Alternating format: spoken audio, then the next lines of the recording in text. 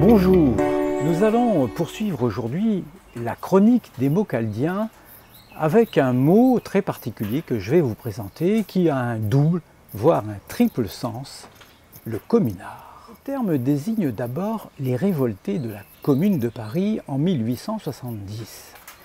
Cette révolte a été sévèrement réprimée et la Nouvelle-Calédonie s'en est trouvée mêlée parce que les principaux leaders de la Commune de Paris ont été exilés aux antipodes de Paris en Nouvelle-Calédonie.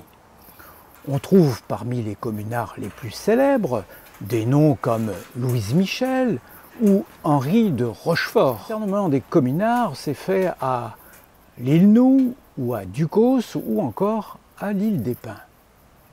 L'un d'entre eux a particulièrement retenu mon attention, il s'agit de Maxime Lisbonne, dit le colonel Lisbonne. Lisbonne était un leader très connu de la Commune de Paris.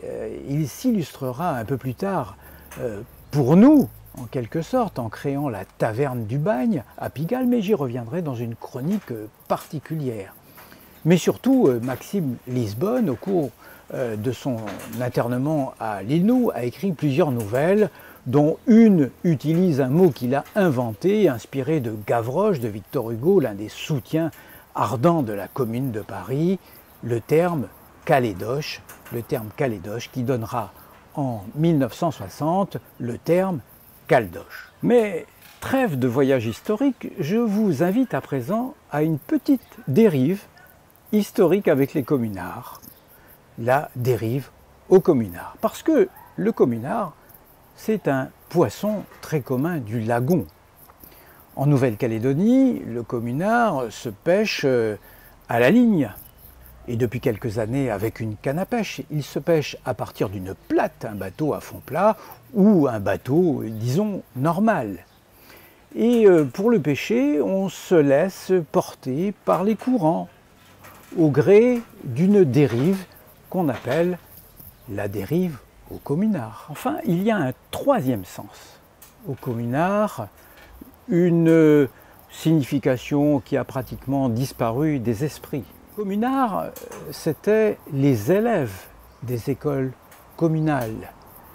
Les écoles communales qui avaient fait suite à la séparation de l'Église et de l'État.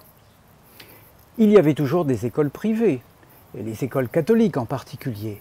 Et là, les élèves étaient dans les écoles communales les communards et dans les écoles privées les corbeaux. Pourquoi les corbeaux? Parce que c'était un rappel des couleurs ecclésiastiques, le col blanc et la soutane noire.